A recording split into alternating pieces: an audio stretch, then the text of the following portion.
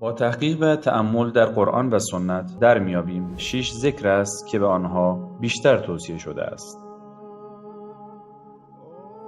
این اذکار سلاحی است کارآمد و قوی در نبرد طولانی با غمها، پریشانیها، دردها، بیماریها و گناهان.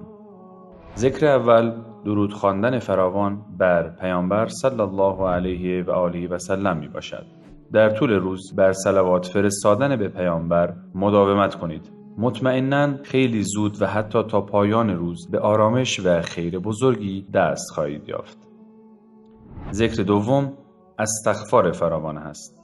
اگر خداوند متعال برای شما فرصتی فراهم آورد، از آن استفاده نموده و بسیار استغفار کنید، قطعاً نتایج آن را به زودی می‌بینید. ذکر سوم یا ذوالجلال و الاکرام می باشد. این ذکر از جمله سنت‌های فراموش شده پیامبر صلی الله علیه و آله و سلم است که ایشان در حدیثی وصیت نمودند بر خواندن یا ذوالجلال و الاکرام مداومت نمایید.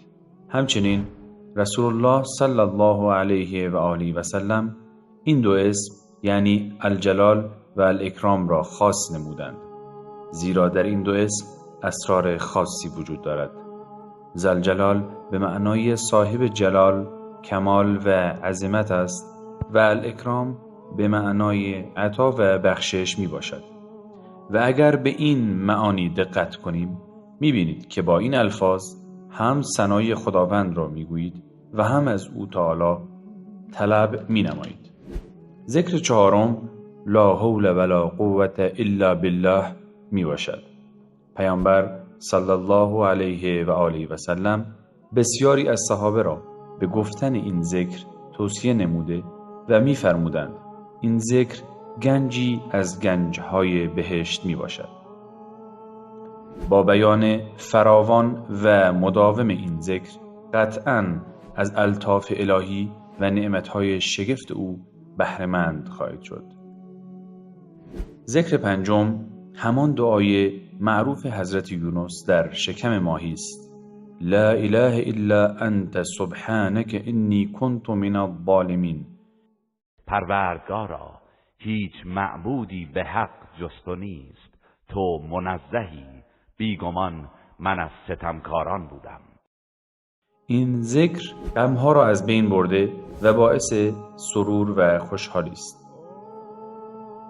ذکر ششم سبحان الله والحمد لله ولا اله الا الله والله اکبر ولا حول ولا قوة الا بالله می باشد.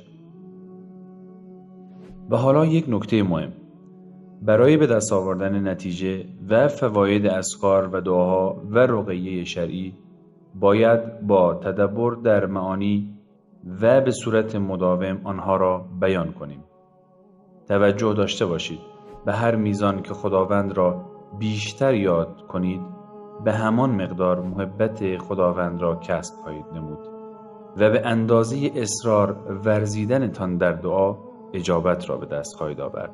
هر قدر که رقیه شرعی را تکرار کنید به همان مقدار می توانید ضرر شیاطین را از خود دور سازید و از حسادتها، چشم زخمها و دیگر بلاها به اذن الهی در امان بمانید.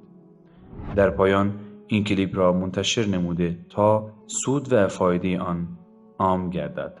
از خداوند متعال می خواهم به من و شما علم نافع و عمل صالح عنایت بفرماید. و صلی الله و سلم و بارک علی نبینا محمد.